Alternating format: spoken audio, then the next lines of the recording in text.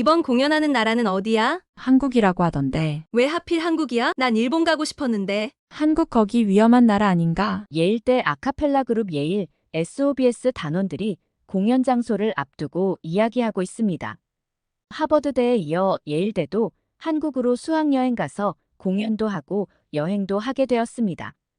예일즈 소사이어티 오브 오르페우스 엠베키스는 미국에서 두 번째로 오래 활동하는 아카펠라 그룹으로 조화로운 연주와 다양한 레퍼토리로 인정받는 그룹인데요. 예일대 안팎에서 공연할 뿐만 아니라 뛰어난 하모니 실력으로 전 세계적으로 팬들이 많습니다. 전 이 예일 SOBS의 멤버인 셀리라고 합니다.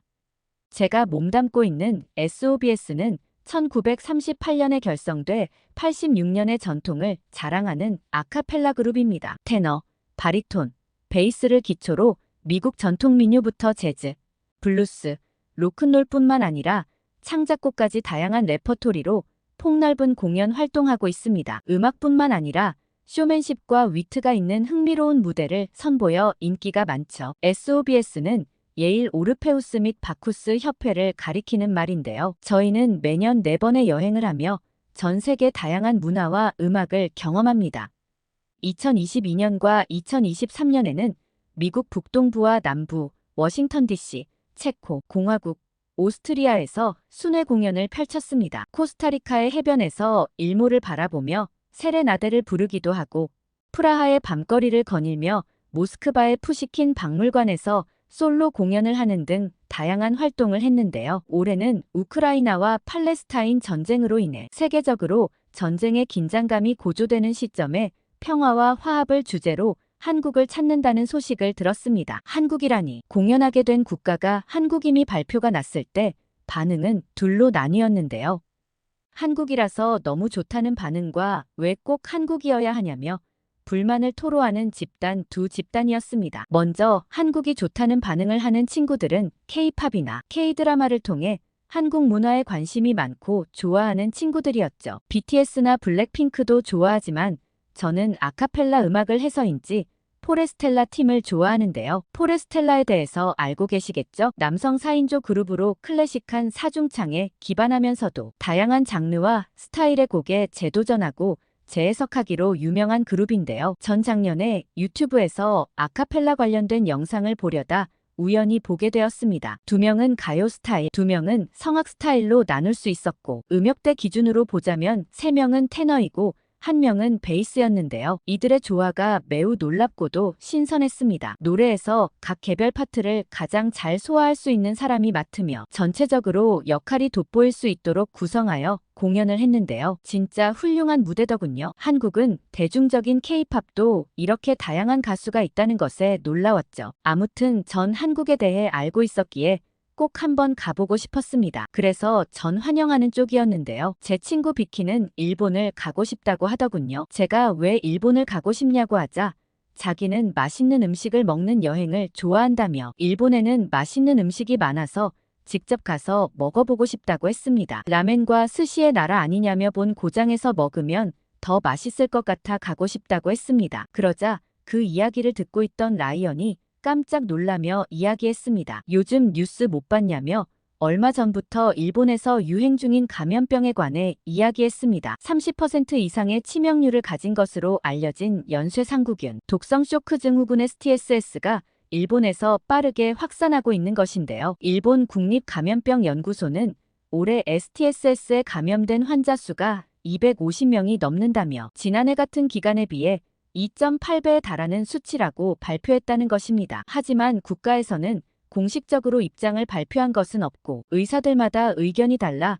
정말 혼란스럽다는 것이었습니다. 코로나 이슈에서 해방된 지 얼마 되지 않아서인지 이 이야기를 듣자 일본으로 가고 싶다고 했던 친구도 망설여진다고 했습니다. 저희가 공연을 하는 것이 주목적이긴 하나 다들 학생이기 때문에 무언가 하나라도 배워오는 게 좋다고 생각하거든요. 그런데 이렇게 전염성 질병이 유행인 나라라며 조심스러워서 다양하게 체험하거나 여행하기는 어려울 것 같다며 말했죠. 이렇게 해서 저희는 한국으로 공연하러 가는 것에 긍정적인 이야기는 나누었습니다. 다음날 학교에 가보니 몇몇 학부모의 항의가 있었다고 했습니다. 공연하러 가는 나라가 한국, 그것도 한국에서도 파주에서의 공연이라 너무 위험할 것 같다는 의견이었습니다. 남한과 북한의 경계 지역 가까이 있는 도시인 파주라니 아무리 평화와 화합의 메시지를 담고 있는 콘서트라고 하지만 DMZ에서 열리는 거라 보낼 수가 없다는 것입니다. 솔직히 한국과 북한을 제대로 구분 못하시는 분들도 있는 게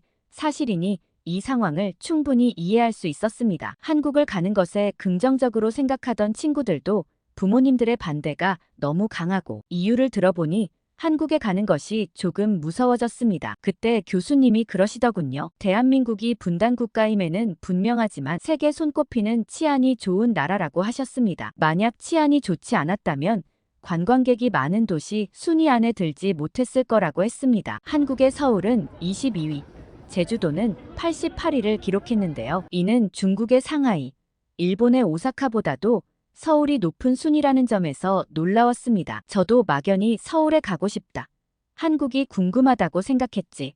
이렇게 구체적인 순위 같은 건 몰랐는데 교수님은 역시 남달랐습니다. 또한 교수님은 한국에 대해 잘 모르는 사람도 있지만 한국에 대해 알고 있는 사람들은 놀라운 기술력을 가진 나라로 아시아에서 손꼽히는 기술이 발달한 나라이며 통신 기술의 발달로 최근에는 AI 산업에까지 선점하고 있다고 했습니다. 그리고 널리 알다시피 문화 콘텐츠 강국이기도 하고요. 넷플릭스 등에서 한국 드라마나 영화를 어렵지 않게 볼 수 있으며 제대로 본 사람이라면 K-문화에 대해 관심을 두고 한국을 방문하고 싶을 거라고 했습니다. 교수님은 이러한 내용을 담은 메시지를 단원 전체와 부모님에게까지 보냈습니다. 교수님은 한국을 언제부터 저렇게 좋아하셨던 걸까 싶을 정도로 한국에 대한 애정과 관심이 대단하셨습니다.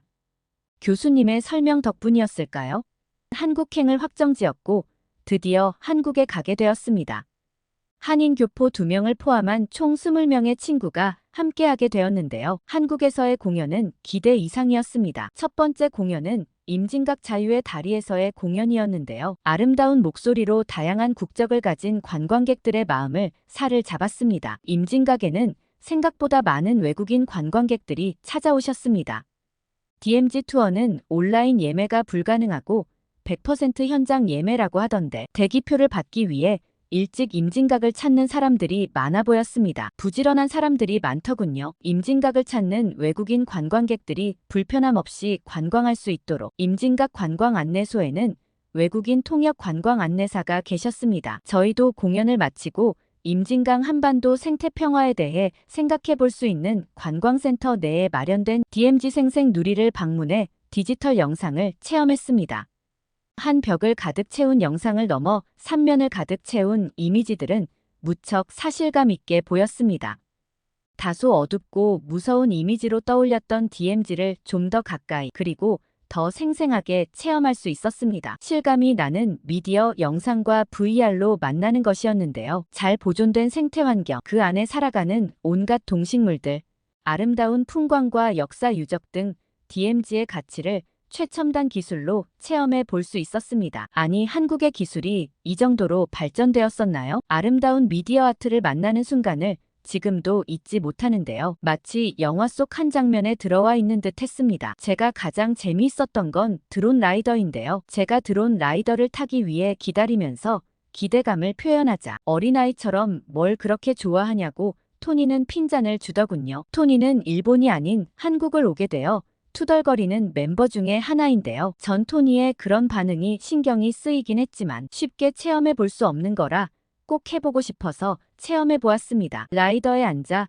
VR 기기를 머리에 쓰면 내용에 맞춰 라이더가 상하좌우로 움직여 생동감을 더했는데요. 세계문화유산, 백두대간, 백령도, DMZ 오프로드 등 4개의 테마 가운데 하나를 선택할 수 있었습니다. 수원화성과 하회마을 등 세계문화유산으로 지정된 우리나라 여행지를 보여주고 지리산, 백두산 등 백두대간을 소개하는 영상, 두무진, 사고태변 등 백령도 주요 자연경관 소개 영상, 마지막으로 DMZ 접경지역을 차로 이동하며 만나는 자연 생태 환경 등을 담고 있었습니다. DMZ 디지털 사계는 색감이 화려하고 공간도 트여 있어 실제 싱그러운 풀밭에 와 있는 기분을 느끼게 했는데요. 조약돌 모양의 의자에 앉으면 센서가 작동해 빛으로 꽃과 풀, 나비, 개구리 등을 그려냈습니다. 맞은편 스크린을 통해 꽃과 녹음, 단풍과 눈이 아름다운 사계의 모습이 잘 담겨 있었습니다. 제가 감탄하자 토니는 이런 기술은 미국에서도 볼 수 있는데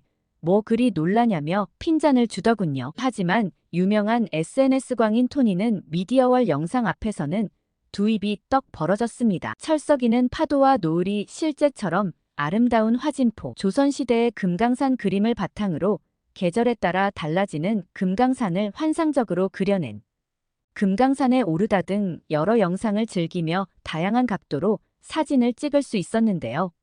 연신 감탄사를 내뱉으며 실시간으로 SNS에 업로드를 하더군요. 빗줄기처럼 길게 늘어진 LED와 거울로 반사되어 더욱 풍성해진 영상은 정말 환상적이었습니다. 빈백과 부드러운 벤치형 소파들이 있어 관람객이 편하게 감상하도록 만들어 놓은 것도 인상적이었는데요. 여기 소파나 빈백에 불편하게 앉아있는 저희 단원들을 볼 수 있었습니다. 한국인 가이드분이 왜 편하게 쉬지 그렇게 불편하게 앉아있냐고 하자 하나같이 가방을 편하게 두고 마냥 누워서 쉬면 소매치기에 타겟이 되기 십상이라고 했습니다. 그러자 가이드분이 큰 소리로 웃으시면서 왜 여기서 소매치기를 걱정하냐고 되물었죠. 한국에서는 애초에 소매치기가 많이 없을 뿐더러 그런 범죄는 거의 일어나지 않는다고 했습니다. 그러면서 옆에 한국 사람들을 가리켰죠. 주위를 둘러보니 한국 사람들은 주변을 의식하지 않고 편하게 누워서 쉬거나 관람하고 있었습니다. 가방을 꼭 껴안고 있는 사람들은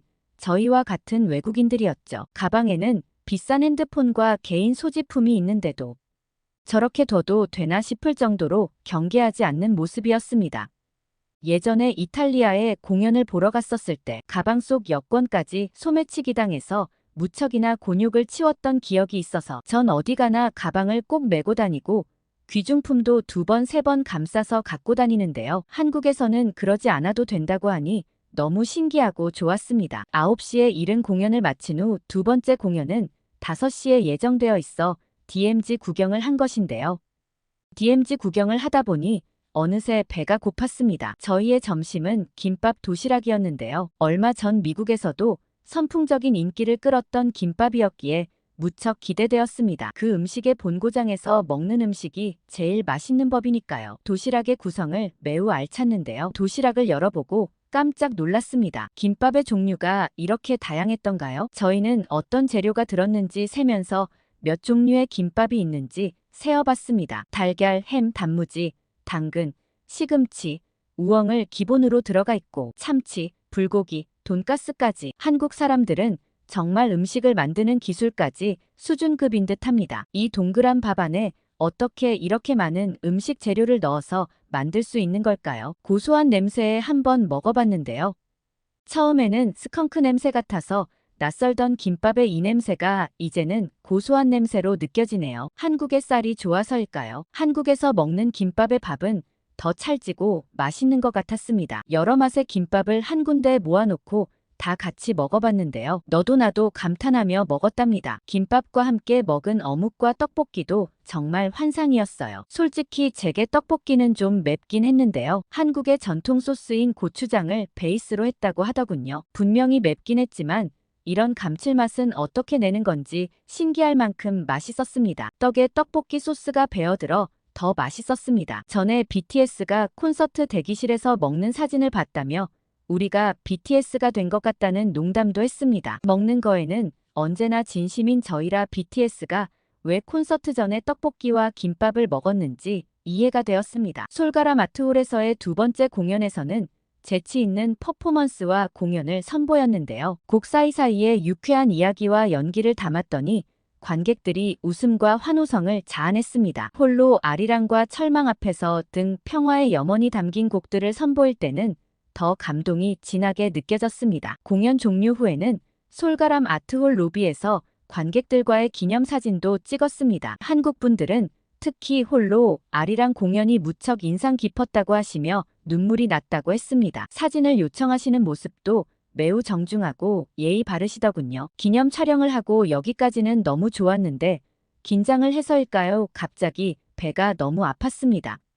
전 빨리 화장실을 가야 할 것 같아서 근처에 화장실이 어디 있는지 좀 알려달라고 했죠. 너무 급해서 가야 하긴 했지만 화장실 위생 상태가 걱정되긴 했어요. 미국만 해도 공중 화장실의 위생 상태를 기대하기 어려웠거든요. 돈을 내고 이용하는 곳인데도 진짜 급하지 않고서는 가고 싶지 않을 위생 상태인 곳이 대부분이거든요. 그런데 한국의 화장실은 다르더군요. 무료인 것도 놀라운데 무척이나 깔끔하고 화장지도 비치되어 있었습니다. 아니, 이런 화장실을 짓고 유지하려면 얼마나 많은 돈이 필요한 걸까요? 이런 시설을 지을 수는 있어도 이용하는 사람들이 더럽게 사용하면 유지가 안 될 텐데 한국 사람들은 위생 개념과 배려심이 넘치는 것 같아요. 그러니 어느 화장실을 가도 지금과 같은 모습이겠죠. 저는 한국으로 공연과 한국의 놀라운 면모를 보게 되어 정말 행운이라는 생각이 들었답니다. 다음은 제주에서 공연이 있는데 너무 기대됩니다. 제주하면 한국에서도 관광지로 유명한 곳인데 보통 유명한 곳은 자연경관도 빼어나도 볼거리도 먹거리도 많잖아요. 다음 제주에서의 공연 이야기를 들려드릴 수 있으면 좋겠습니다. 오늘 이야기는 여기까지입니다. 이야기 들어주셔서 감사합니다.